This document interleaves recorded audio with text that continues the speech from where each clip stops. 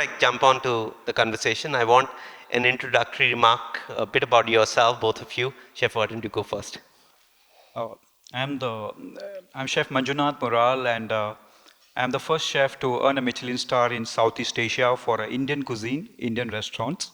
I achieved in Singapore with the restaurant The Song of India on Scotch Road. So I maintained that Michelin for almost more than almost 5 years, 2016 to till 2019. So after that, I came out of the restaurant. I started my consulting service, Mural Consultancy Services. Scott. Yeah, I'd love to. Hi, everybody. Some tired faces. You've done very well. I've been to lots of these events, and the 4 p.m. slot is a bit of a tough one, so be kind.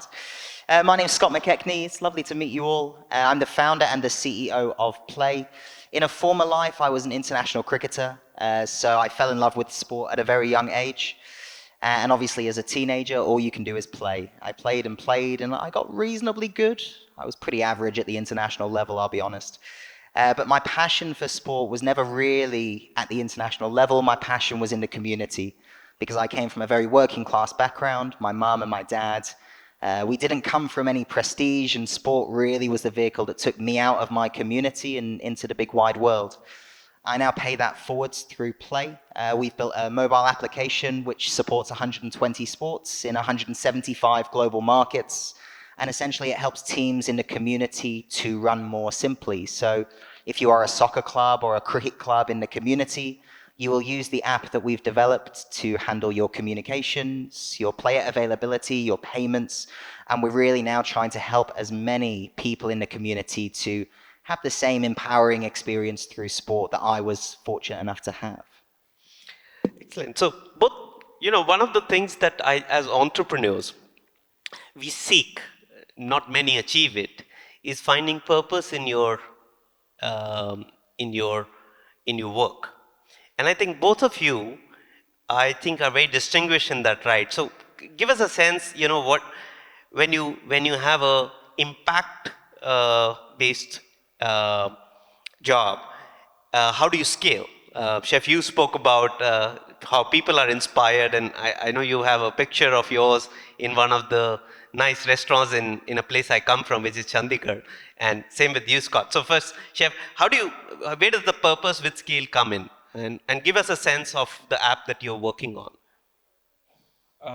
Basically, when you are a chef, of course you work for the food, you do the best to do, but at the same time, I find to nurture the next level chef, the young chefs. So that is how we make an impact on our team, and I'm so happy that I've been minimum at least 10 to 12 chefs are heading different restaurants in different countries.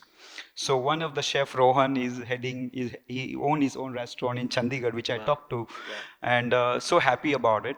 But also there is also one reason behind, when you inspire the young generation, every young generation are not so interested.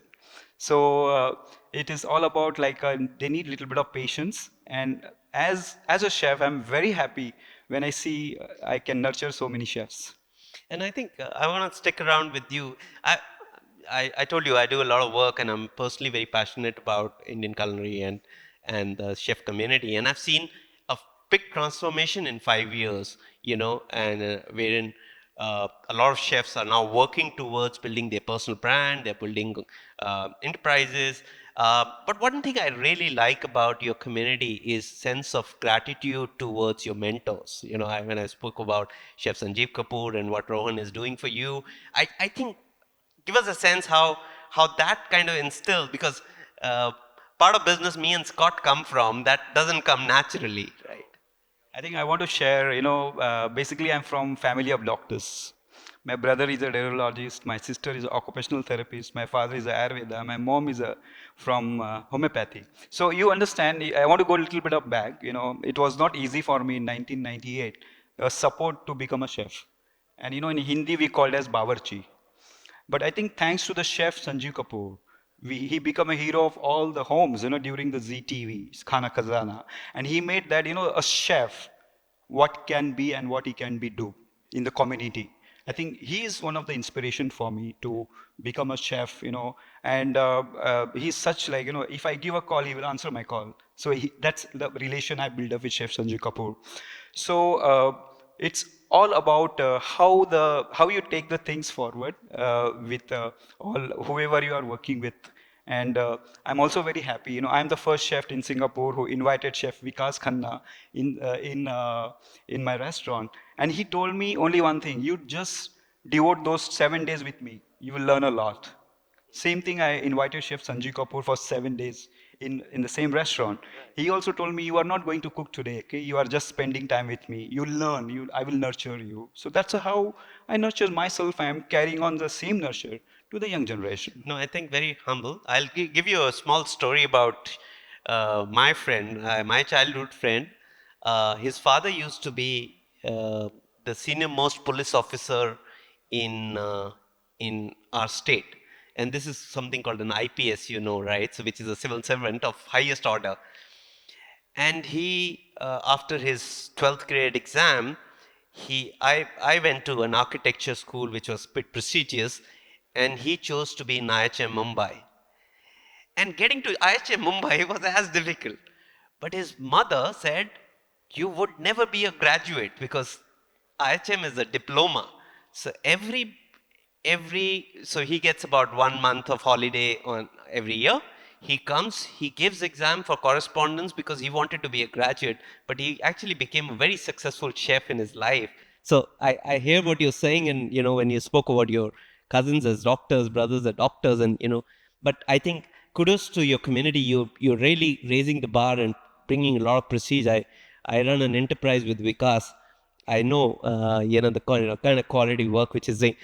Scott, I'm gonna come to you, and you're actually doing a great work in terms of various communities. We spoke that you're in India and you're building something. So it's in a way also giving back to the community, back to the society. You were very nice to say that it's your passion, but I think you're giving back to the society. What kind of sports infrastructure gap you see in Asian market, and how do you think Asian market is at an advantage, if at all, comparing to Western market? Yeah, it's a really, really interesting space to operate within. I mean, first things first, coming back to where that all started with purpose. And I'd be interested to know, actually, just of the people in the room, how many of you are founders or entrepreneurs? 2, 3, 4. Okay, yeah, more than half the room. That's great. Look, I'm very clear in what I'm looking for when I mentor young entrepreneurs. And I suppose, to put it clinically, purpose is everything. Doing work that you're passionate about, because it gets to the point as an entrepreneur where the paycheck is just not a good enough reason to get out of bed. Now, my purpose is very much to serve the community that I care so deeply about, which is sports clubs. And to your point, Sachin, where we're at with community sports clubs on a global scale, these clubs inherently are volunteer driven. So they're led by people who have families, full-time jobs, and they're kind of trying to coordinate sport as a third priority. What this does, it leaves sports clubs underserved, under-resourced. It leaves people in roles that they're maybe not qualified to be in.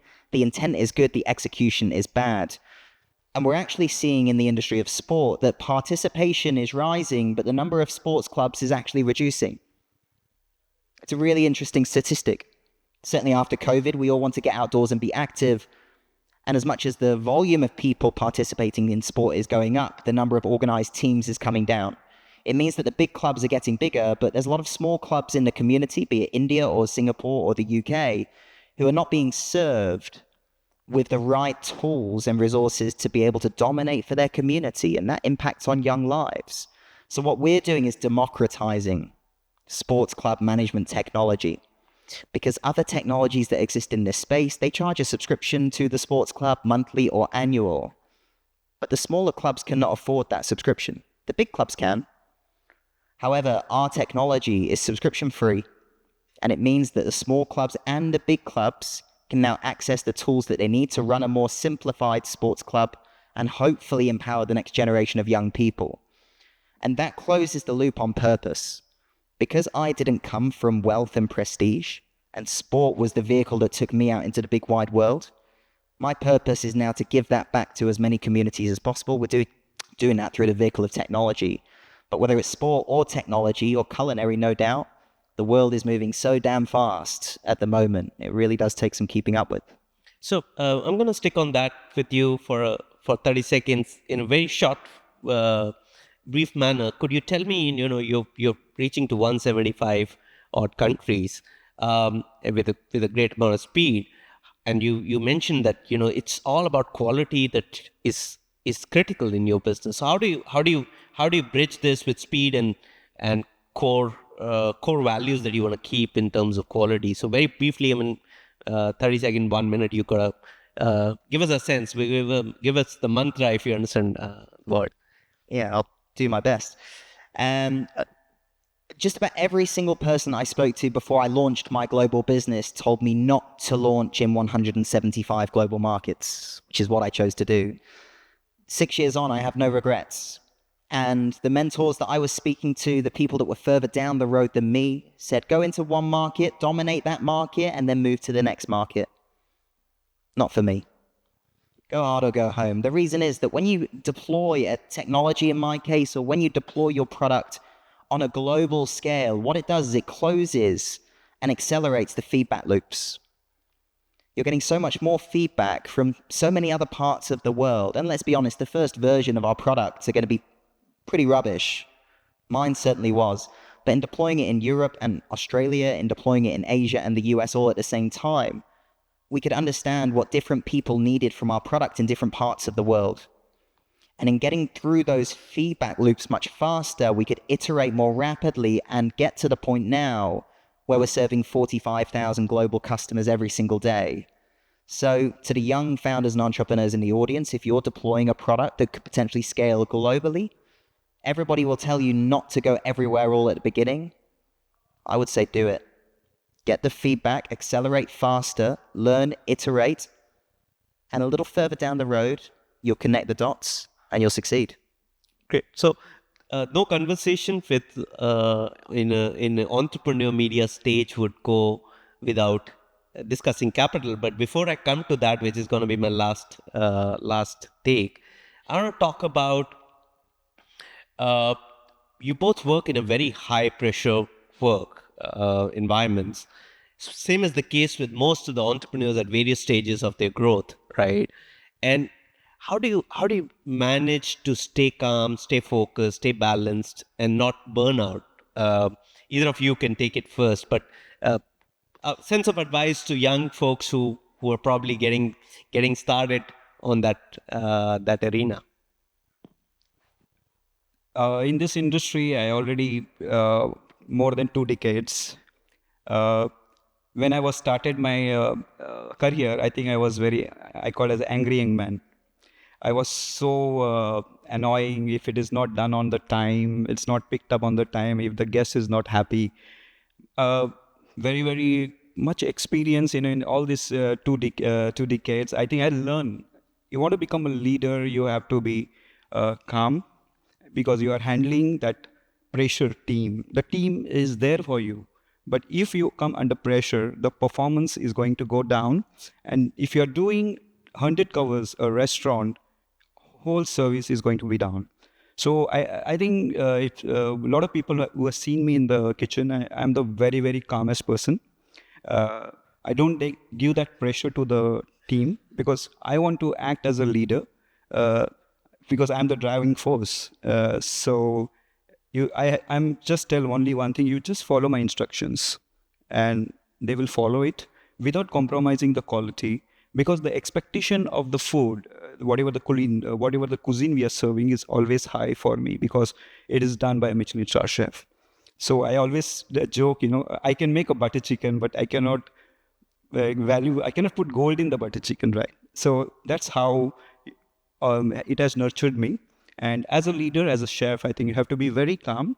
No, you should not give too much pressure on the staff. Otherwise, your whole restaurant is going to be disturbed. A common friend of ours, Chef Atul Kocher, we were having lunch in his London restaurant, and he told me that never cross the line with a chef ego, right? So very candid and very kind advice. Scott, you want to add on to something that how do you manage high pressure, not get burnout? In sports happens all the time, and then when you mentor people, we are mentoring so many people, how do you train them to operate under pressure? I think a lot of perceived pressure comes from uncertainty, and I therefore think a lot of the perceived pressure can be removed if you're abundantly clear on your destination. So as a founder, knowing who you're trying to help, why you're trying to help them, and how you're going to go about executing on said help, the clearer you are with all of that, the more uncertainty is removed, the more the pressure reduces. Now, I'd say I was very fortunate to learn how to deal with pressure through high-performance sport, and I'm sure everybody in this room has had their own outlet to find a way to deal with pressure. But unpopular opinion, if you want to be a successful founder or entrepreneur, you are going to burn out. You will, 100%. And it's a little bit taboo to talk about it today because self-care is everything. But the bottom line is if you're not willing to work harder than everybody else that you know, it's unlikely that you're going to succeed. And to do that, you are going to push very close to the line of burnout. And I think there's a few things that you can do to protect yourself, which is fundamentally what it's all about. Firstly, again, it comes back to doing work that you're passionate about. Because if you wake up and you feel like you're going to work, then something's gone wrong there. Because I wake up every single day, go and do work that I love. I wake up at 5 o'clock every morning, 7 days a week, and I go to work at 5:30. I have a wife, she's very patient. I have a 1-year-old daughter. But I'm at work 5:30 a.m. 7 days a week, and it never feels like a job. When you do work that you're passionate about, that burnout threshold goes so much higher. And then it's about systems that will protect your time and ensure that you're able to stay away from the things that drain your fuel and spend as much time as possible doing the things within your role that give you fuel. And if you can keep adding fuel to the engine, you don't run out of fuel. I have a easy job, I meet entrepreneurs and inspirational folks like you who make it look so simple that, I just believe them and I continue doing my job. But very interesting. So that brings to my last question. We've got another 5 minutes to go, but we'll try and sort of wrap up with that. Is capital, right? Chef, in various initiatives that you're doing, whether it's your restaurants, you're working on an app, at what stage, what kind of investor? Because investors could also drain you out, right? Burn you out. And I'll come to you, Scott, about your book. But before that, in our traditional businesses or, the kind of technology work that you're doing, Chef, give us a sense, how do you identify a early stage or a mid-stage start investor? See, the most of the investors approach me to do a different concepts. So I don't want to do any curry or tandoor kind of concept. So example, I am running 2 restaurants called 2 branches now, Cali Chili in USA. That's one in Long Beach and one in downtown. So how we work together is that it's more on partnership. So not only I'm a small owner, but investor is from the other side. It's all about ideas for me, creations. So I'm very proud to say that cuisine, what we created is like very, very American style. So we have hardly 10% Indians, but 90% are Americans, and is one of the hotspot right now. So similarly, I'm doing creating an app. So I'm the chef strategist for that app, because when the investor approached me, he want to do something like this because I want to be always see out of the box.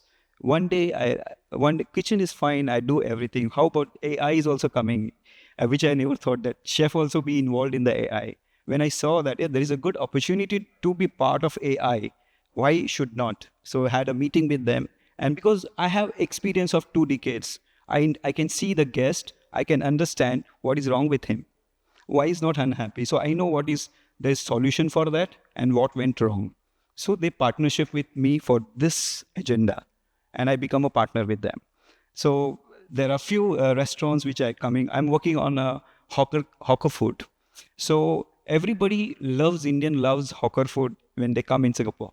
But unfortunately, we don't have the category of what we have hawker food in India. Yeah, absolutely. I was telling you about So center. I couldn't find a prata that they I think in 6 months, I think it's going to happen in India also. So I'm going to take the Singapore hawker to India. Oh, wonderful. So, I had a morning session with a unicorn who's building a very large AI solution. And he said, the only businesses that will never be affected is restaurants with AI, and you've corrected him. So you're doing a great work there. So Scott, I wanted to understand from you, your book is coming. I don't know if I'm allowed to disclose the name of the book, which you told me, but give us a sense, when is the right time to look for an investor or not to look for an investor, and what kind of investor one should look for, at least at the early stage? Yeah, absolutely. I think the first thing is identifying what type of business you are, because there's fundamentally only two different types of business. You're either a lifestyle business or you're a performance business. Now, if you're a lifestyle business, you're looking to tick over maybe a couple of $100,000 a year. It supports your lifestyle. You have some nice holidays. Good for you. If you're looking to build a performance business and you're looking to scale to great heights, it's a very different kettle of fish. Now, when it comes to raising capital from investors, I think what I see in a lot of young founders especially is people not willing to go out into their own peer group, their own friends and family to raise money. You have to. You must. It's the first place to start. When you need money to scale your business, friends and family is the first place to go. They're not actually banking on the idea being a success, but they will invest in you if they know you well enough in your work ethic and your values and your skills and your experience. So the right time, I suppose, to assess whether you need to raise capital is a long time before you need capital. There's nothing worse than trying to raise money under pressure. I've raised millions and millions of dollars for my business to scale to the heights that we've achieved today. But there's nothing worse than trying to raise capital from investors when you really need the cash. So when you're mapping your fundraisers, try not just to map the next raise, try and map the next 2 or 3 raises.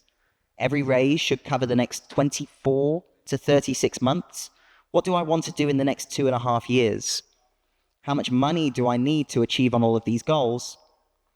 And at what share price am I looking to distribute this capital to try and ensure there's a 3 to 4x growth multiple in the value of your business every single round? So from bootstrap to pre-seed to seed, series A, B, C, we're looking to go at sort of 3, 4x growth multiples in terms of the value of your company each round. Bottom line, how much are your shares in your company worth? All you have to do is defend your valuation. Anything is worth what somebody is willing to pay. So if you get very good at defending the valuation of your business through market sector, impact, successes that you've had, things that are on your roadmap, things that are unique to your business that nobody else is doing yet, and if you can protect those elements, defending your valuation is not a challenge when you're as passionate about your work as you no doubt are. But start with friends and family. Angel investors, the next best place to go. I would encourage you to leave venture capital on the sideline for as long as you possibly can. There are some good venture investors out there. I'd say it's maybe the exception, not the rule. And when I put this on social media, I'm going to get no more venture investment, but that's okay. But make sure their values and their mission aligns to yours as the founder or the organization. Having the wrong people with a driving narrative in your business is very problematic. That's some solid advice. I was wanting both the panelists to give a closing remarks, but I think Scott gave us some lengthy advice, which was very valuable. One of the things that I want to really urge all of you to do is say hi to the little girl sitting at the back. She's been sitting since morning, and I think I just met her dad, and she's raised some capital from her dad, and she's now wanting to raise some more capital from some investors. But please go and say hi to her. This is all we have for the day from the summit. I thank both the wonderful gentlemen for sharing their thoughts, and with this I would conclude our conference today. Thank you, chefs. Thank you, Scott, for sharing your thoughts with us.